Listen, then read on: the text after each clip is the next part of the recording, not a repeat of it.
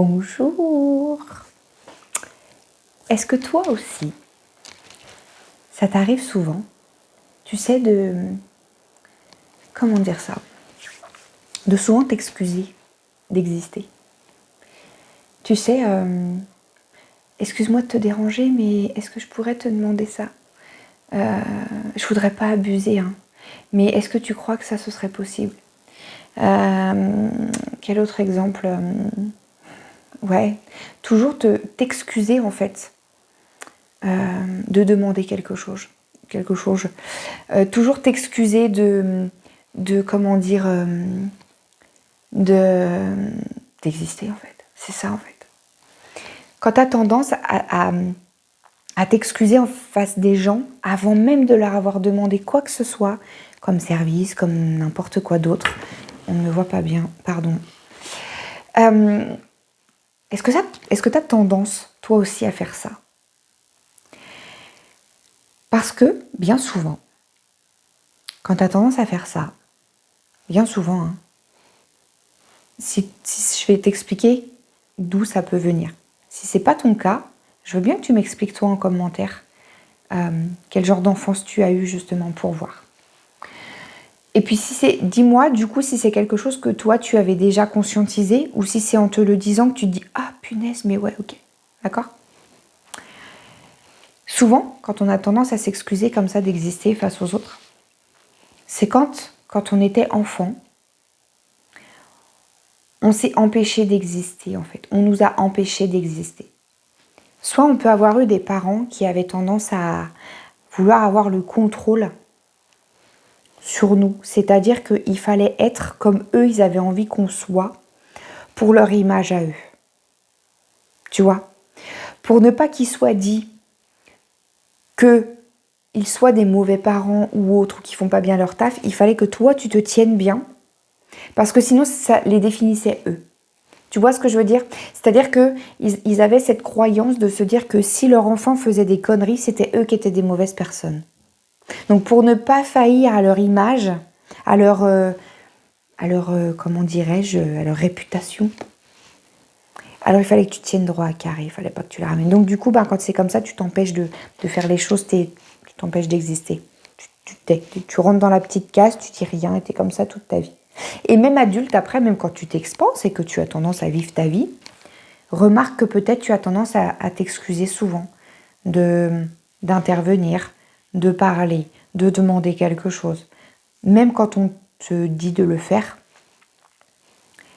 Je vous dis ça, je vais vous donner un exemple concret. On a soulevé ça en fait avec une cliente qui est avec moi dans l'accompagnement Déploie tes ailes et qui, dans l'accompagnement, en fait, s'est pris en compte le fait de m'envoyer des messages vocaux quand il y a des choses en fait qui travaillent sur le moment. Mes clientes en fait peuvent m'avoir en messagerie vocale et je les aide à prendre de la hauteur et je les aide à voir un petit peu les choses différemment. Et donc, pour aussi évacuer un petit peu parfois des émotions un petit peu qu'on n'arrive pas trop à évacuer, voilà. Donc, je partage moi en vocal et on partage ensemble. Et en fait, cette cliente-là a tendance à pas oser le faire. Ça fait partie du package. J'ai envie de dire, l'argent qu'elle m'a donné pour ça, ça fait partie des choses que je peux faire pour elle. Alors, faisons-le. C'est comme si, ce que je dis, c'est comme si tu t'excusais d'avoir une séance avec moi toutes les semaines. Je suis désolée de prendre une... Bah oui, c'est prévu dans le truc et tu m'as payé pour...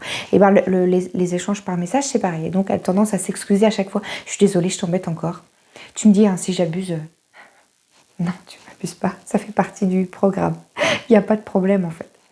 Voilà, si tu as tendance à faire ça, excuse-moi de t'embêter. Allez, je t'embête pas plus longtemps. Allez... Moi, je sais que j'ai tendance à faire ça aussi, beaucoup moins qu'avant, mais j'ai tendance à faire ça. C'est toujours cette phrase-là, c'est pas dit, voilà, mais c'est vraiment, dans le « je t'embête pas plus longtemps, excuse-moi de te déranger, mais je voulais te demander... » Pourquoi on dérangerait toujours les gens, en fait, on les dérange pas forcément. Et ça, en fait, c'est s'excuser d'exister. Voilà. Donc souvent, c'est ça, c'est soit, donc, tu as eu des parents, comment dire, voilà, qui avaient tendance à prendre le contrôle, il fallait que tu sois comme eux, ils voulaient que tu sois pour garder leur rang, leur réputation, alors je sais pas trop quoi, ça dépend des personnes. Tu as pu avoir aussi des parents qui pouvaient être un peu dépressif, ou pas très bien, ou toujours avec des problèmes, toujours, voilà, et à te dire, ouais, bah c'est bon, moi je vais pas bien, alors tu restes calme, hein, parce que là, ça va quoi. Alors attention, c'est même le genre de choses que je préconise quand toi tu rentres du taf, que tu sens que tu es fatigué, que tu sens que ça va pas, que tu sens que c'est pas le moment quoi. Tu peux très bien dire à tes enfants, je suis désolée, aujourd'hui, là ce soir je suis fatiguée et va falloir juste qu'on arrive à que tout le monde soit cool parce que la patience je veux pas trop l'avoir et voilà. Moi je sais que je fais ça avec mes enfants des fois, parce que ça arrive, parce que je suis humaine et des fois le soir je sens que ça va pas le faire, donc au lieu de les laisser faire et de péter un câble, ce qui énerve tout le monde et qui sert à rien, je préconise ça. D'accord? C'est pas grave, on a le droit. Maintenant, je vous dis ça par rapport à des clientes que j'ai eues, qui ont eu tendance à avoir des mamans souvent dépressives, mal, qui avaient tendance à avoir du mal à être présentes complètement.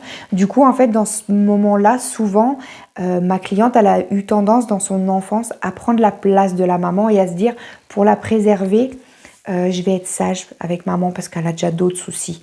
Puis je vais l'écouter parce qu'elle n'a pas l'air d'être en forme, maman. Alors voilà. Et du coup, bah moi, je m'empêche de vivre mon enfance et mon insouciance. Et du coup, je vis à travers ce que ma maman vit qui n'est pas bien, qui n'a pas l'air top. Et du coup, je vais l'accompagner là-dedans. Donc le rôle de la maman et de l'enfant est complètement inversé dans ce moment-là. Et là, c'est ça en fait. C'est tu t'es empêché de vivre ton enfance, tu t'es empêché de vivre et d'exister pleinement pour pouvoir préserver ton parent quand c'est comme ça.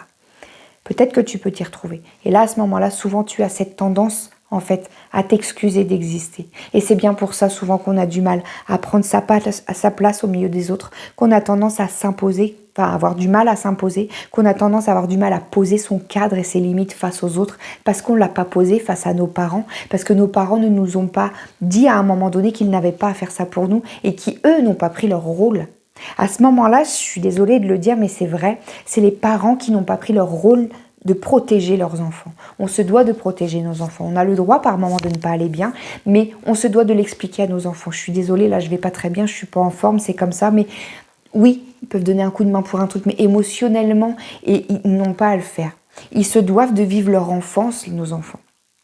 Et souvent, là, dans mes clientes, je retrouve ça. Beaucoup des femmes qui, en tant que petite fille, ont pris le rôle de la maman et en fait n'ont pas vécu leur enfance avec l'insouciance. Parce qu'ils voyaient trop les parents qui n'allaient pas bien et donc ils faisaient en sorte pour ne pas en rajouter en fait.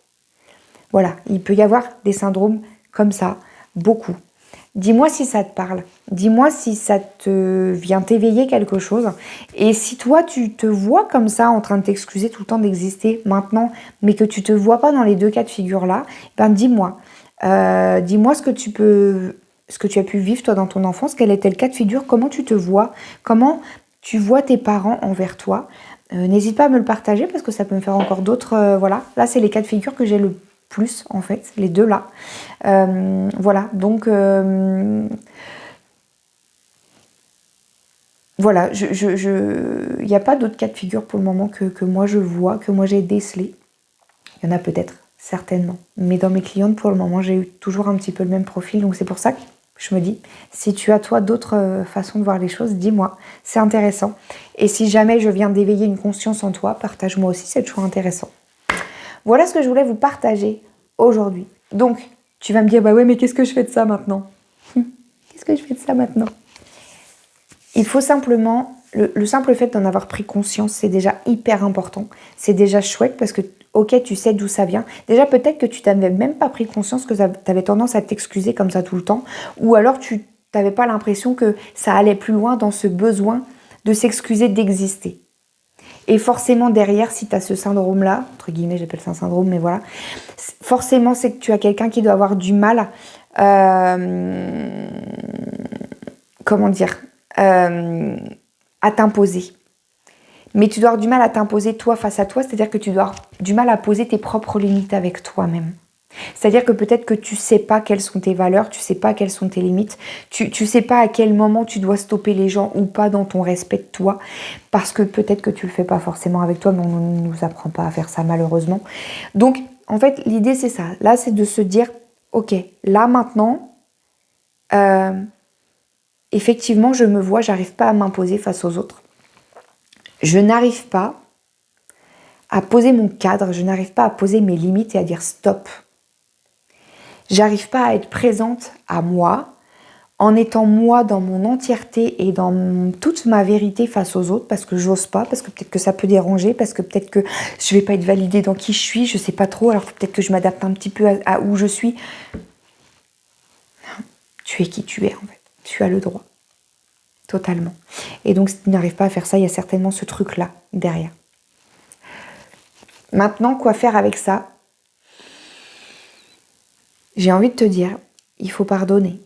Il faut te pardonner. Il faut pardonner à tes parents. De toute façon, en fait, il faut se dire que jusque-là, si tu n'en avais pas conscience, c'est pas grave, d'accord?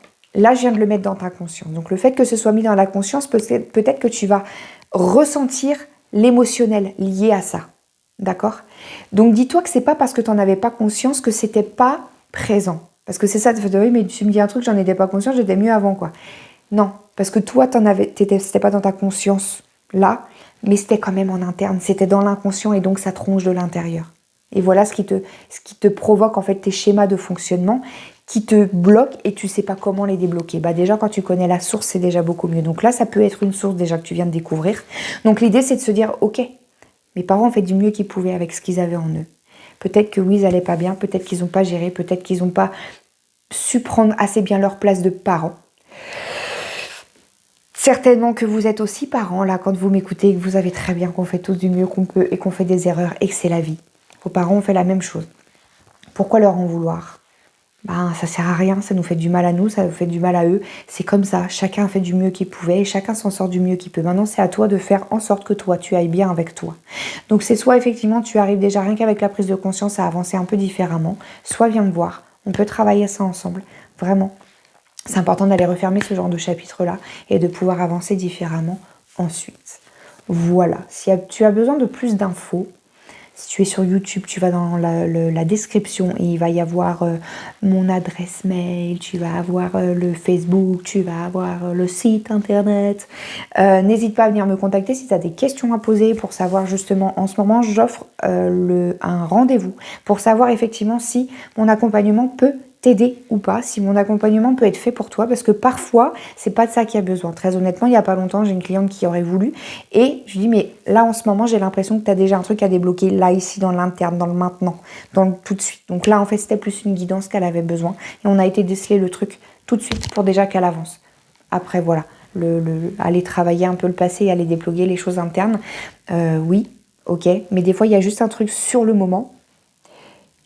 Et parfois, le simple fait de travailler le truc là du moment tout de suite, ça peut, par cause à effet, venir enchaîner d'autres choses en fait. Donc voilà. Donc n'hésite pas, si tu veux ce rendez-vous gratuit en ce moment, contacte-moi, envoie-moi un mail, envoie-moi un message sur Messenger et on se donne rendez-vous et on voit ça ensemble sans problème. Voilà. Je vous souhaite une très très belle journée et je vous dis à bientôt.